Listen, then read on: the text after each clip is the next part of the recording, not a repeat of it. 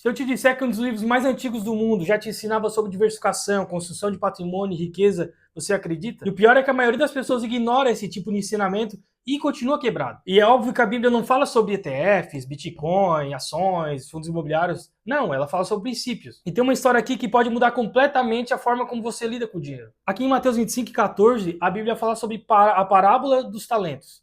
Talento basicamente é a moeda ali, é uma moeda, né? E o patrão saiu para viajar, ele deixou com os seus servos ali, o seu dinheiro ali para as pessoas cuidarem, ele deixou 5 talentos para um, 2 talentos para outro e 1 talento para outro. E aí que vem a grande sacada.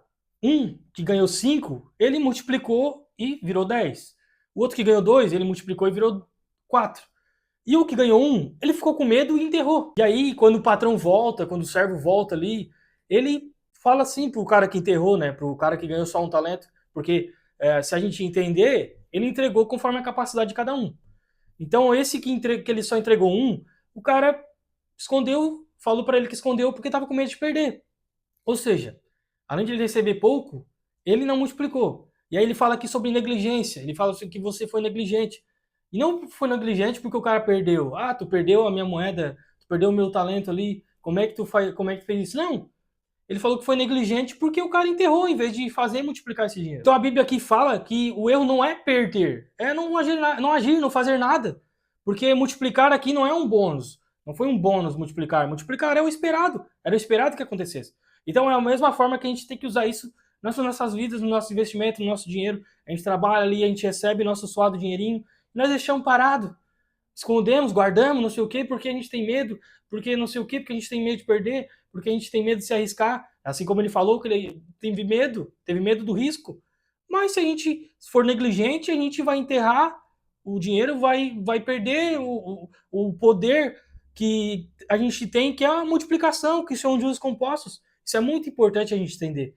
A Bíblia fala sobre essas coisas. A Bíblia fala sobre a multiplicação. Você tem que multiplicar o seu dinheiro, multiplicar o seu talento. Muito importante você entender isso. Você que tem um dinheirinho aí parado. O dinheiro parado não é segurança. Você deixar o seu dinheiro escondido no colchão.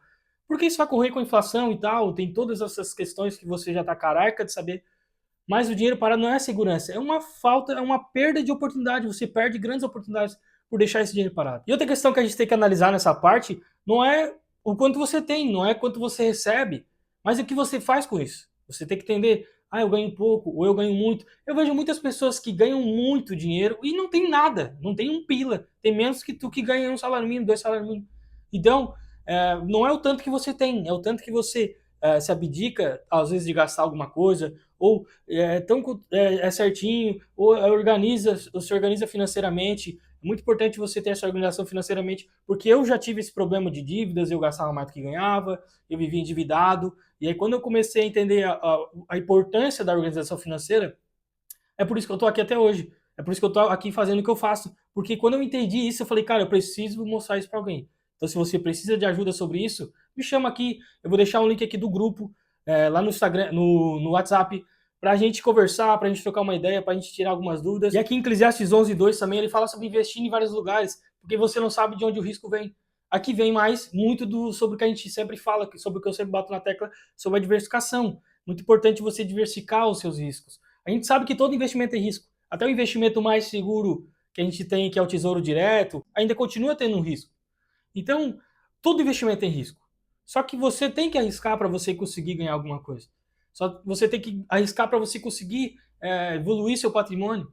Mas o importante, além de arriscar, não é sair arriscando tudo, é diversificar. E diversificar de uma maneira inteligente, com correlação, com todas essas questões. E aí aqui vem também em Provérbios 21:5, os planos de quem é esforçado conduzem à fartura, mas a pressa excessiva leva à pobreza.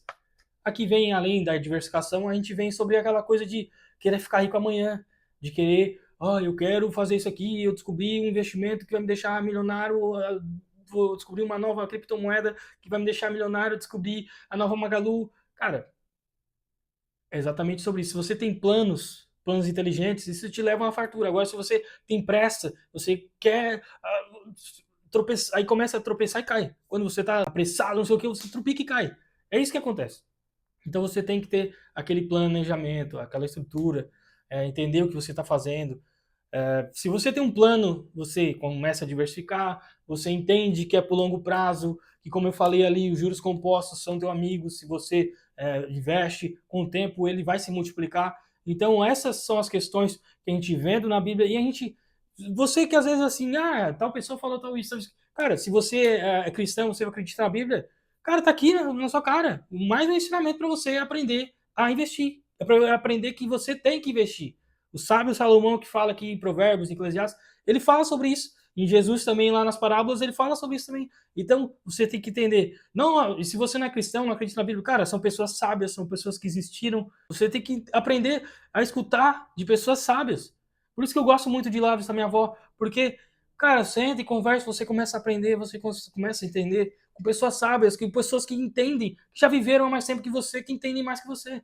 Então, aprenda a escutar também, mais um recado não estava no roteiro, mas é para você entender também. E a gente vê outro versículo a mesma coisa, Provérbios 13:11. A riqueza obtida com facilidade, essa diminui, mas quem a ajunta pelo trabalho, esse a vê aumentar.